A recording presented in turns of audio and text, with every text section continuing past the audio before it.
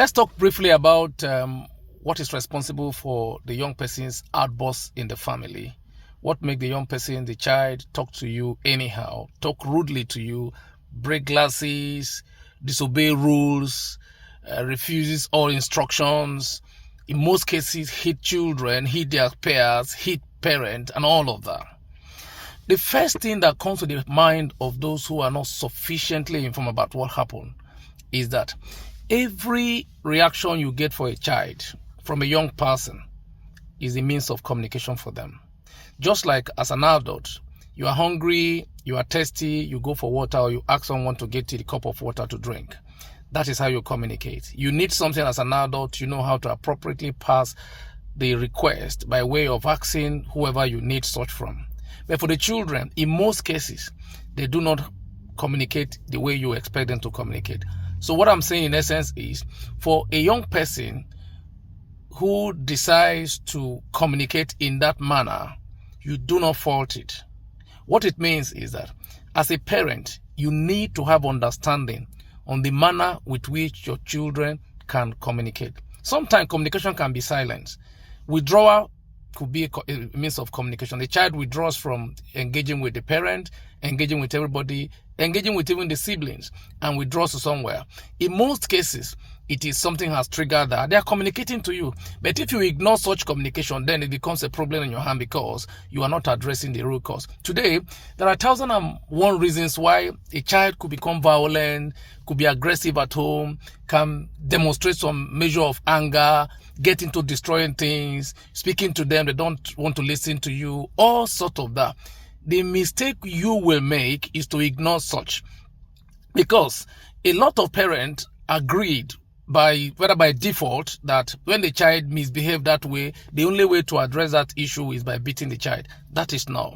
If you take to beating the child, what you are doing, you are making the child to know that if you continue, the highest consequence for such misbehavior is beating. And when it gets to a point when the child becomes used to that beating, he no longer cares about what you do. After all, what is it? After beating me, I'm going to be allowed to do what I want to do. And then you are losing the child again. Another thing I want to mention is, for a child to communicate a situation by way of aggression or anger, or by going violently in the house, it means two things are very clear. Number one, that child does not have a functional positive relationship or bonding with the parents. Because if your child has that positive relationship and that bonding with the parent, or with you as a parent or as a carer, the child will never cross the line by going violent. If the child has anything to pass as a way of information, the child can easily pass it and get away with it.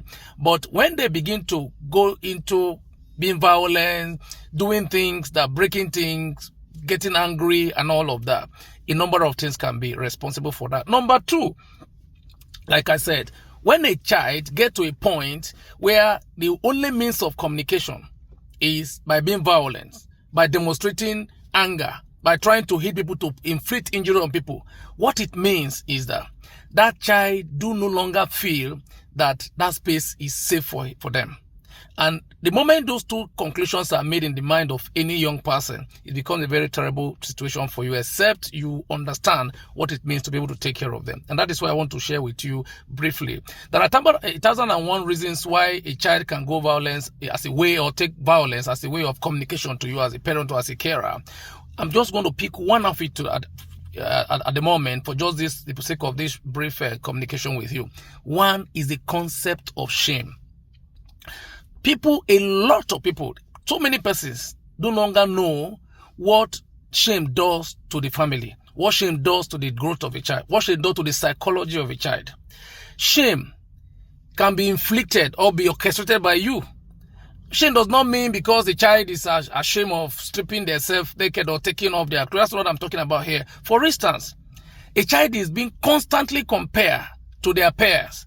And then he said, look at B. B is doing better than you. You are A. You ought to have done this. You're not doing it. That what you are doing, that constant reminder of that child is making the child feel that he does not want anything, that they don't want anything. It means they feel less of themselves. And the moment the self-confidence of a child is lost, it becomes a problem. Now, the child now understands that the place that the child occupies in your heart, either as a carer for the child or as the parent, is shaky. And no child wants to get to that point. Every child you see wants to have an established relationship where they know they are guaranteed safety. And so when that communication begins to happen, the first thing they do is to withdraw. And now they say after all, there is no communication between themselves and you anymore, whether as a carer or as a parent. What they decide to do is that after all, nothing is there. I'm no longer valued. There is no place I have in the mind of this person. There is no plan for me, even though you have plan for them. They have decided that what is it anymore? They go for you. And when they go for you or become violent and they shout at you, they say all sorts of hurting words to you. Some of them can even drop out some word. I think they've been planning it. First thing that they do is to get you out of yourself. When they hit at you with your word, they hit you physically, they hit siblings, they're trying to get the adult person out. After all, you don't have a place for me, so what am I waiting for? And they get into that point. But the mystery thing that happens from your own end that becomes confrontational, that gives the impression that you're going to confront them, you're going to become very angry the same way they are, they've lost their cool, you cannot help them. I don't know if you've listened to some of my videos where I talk about how to de-escalate situation. In de-escalating situation, you don't get to the same heightened level with them. And the only way a child can be brought to a point where you can control them I don't mean negative way here, where you can channel them the right way, is when they are in their base level. The base level of a child is a behavior level where they are calm, they're able to have relationship with you. You are giving them what we call the active listening. You are not judgmental to them. You don't condemn them for whatever they are, the situation they find themselves. You are empathetic about their cases. You go deep to understand why they are there. When you are handling their case, you have regards for their emotion. At that base level, you can tell them, A, I want you to do this. It's very easy. When you give them reason for wanting them to do that thing, A will do it. But if you meet them at that heightened position, then word for word, because at that point, they have no regard for anything.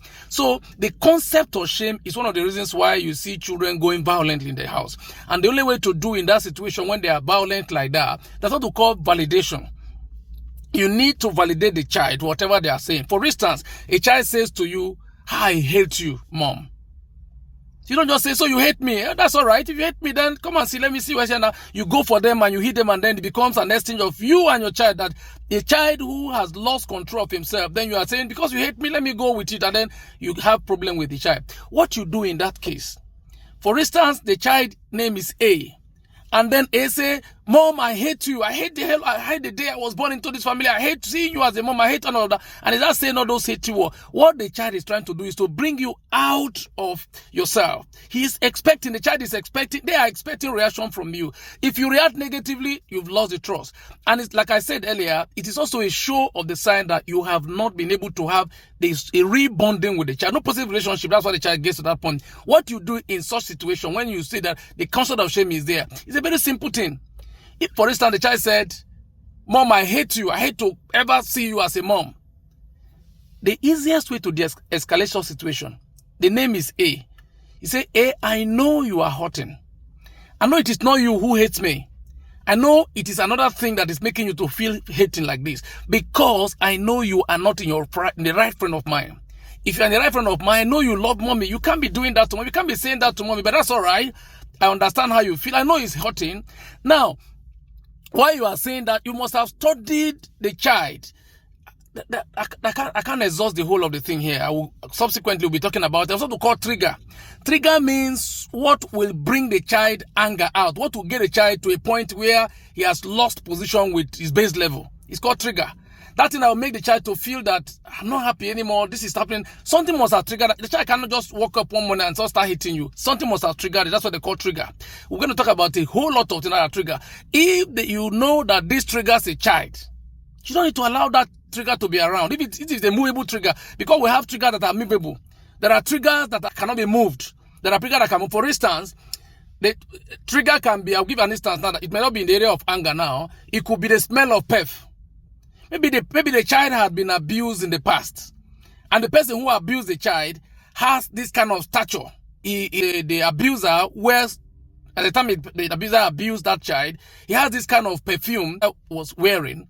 And so anytime the child perceives that exact perfume in anybody, it triggers that thing that have been there, that trauma that have been there. That's one example of a trigger. It could be the person who abused that child. It could be another means. The person might be a tall, handsome black person who has his hair made this fashion, and then each time the child sees anybody with such disposition, with such kind of appearance, the child is triggered immediately and remember that he was abused. So anything that can trigger that triggers the child, get the child into a point where the child can say, this is what I'm going to do. I'm angry now. I'm no longer comfortable. I've lost my cool and all that. Those are the triggers. You take them away from that environment so that the child is not brought to a point where the child does not understand what he's doing anymore. I think you'll understand with this very brief time. I don't have time now to continue with this, because I promise you, we're going to do in our subsequent so we're going to talk more about all of this. As you follow us, you're going to be hearing more tips. Understand that shame has so much to do as a trigger to a child misbehaving, going violent at home, hitting parents, hitting carers, hitting whoever. You must watch how you compare your child or whoever that are in charge with the next child. That is very, very dangerous. You are setting the child up for destruction, because the child, by the time the child gets to that point and he becomes withdrawn, he can come at you and things can be destroyed. Thank you very much if you stayed up to this point. In our subsequent bulletin, we'll be talking more about some of the things that you need to avoid so that you can bring the child up in the right way so that your effort will not be in vain. Thank you very much. See you in our next episode. Bye-bye.